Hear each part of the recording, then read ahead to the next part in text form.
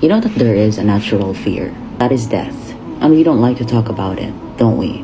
We spend our whole lives building, planning, wasting time, and sometimes attaching ourselves into the world. And then the thoughts of death comes in. It is scary, but at the same time, it's beautiful.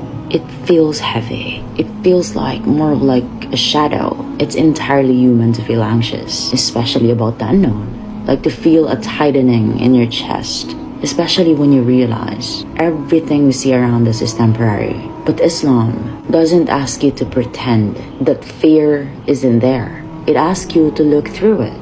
And it says the first thing, to accept death. It's changing what it means to you. Now, in Islamic worldview, death is not an expiration. They call it transition. It is the closing of one door and the opening of the real one. That every soul shall taste death, and you will only be given your full compensation on the day of resurrection. Notice the language. You taste death. You don't become instinct. You pass through it.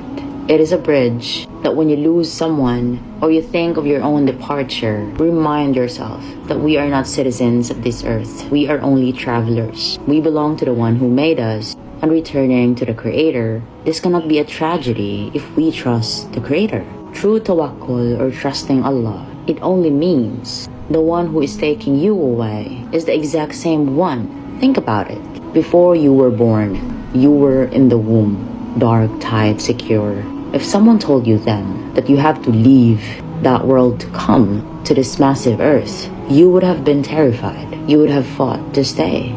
But Allah brought you out into a world of lights, colors, love. Death is just another birth into a wider, more beautiful reality. Like, how can we fear returning to the one who describes himself as Al-Ghafur Ar-Rahim or Al-Rahman? Allah is more merciful to his servants than a mother is to her child.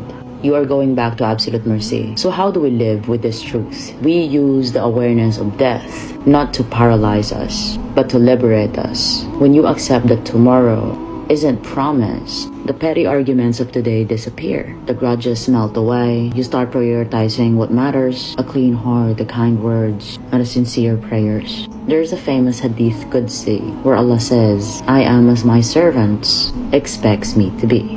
Now, if you expect Allah to be punishing and harsh, you will live in terror. But if you expect Him to be forgiving, loving, and if you trust that He wants to reward your efforts, even your broken ones, then you can face the end of this life with peaceful heart. When the time comes, it isn't loss. It is a return. The words we are taught to say in times of trial, Inna lillahi wa inna ilaihi raji'un. Verily we belong to Allah, and truly to Him we are returning. Trust Him in the beginning of your story, and trust Him with the end. Assalamu alaikum.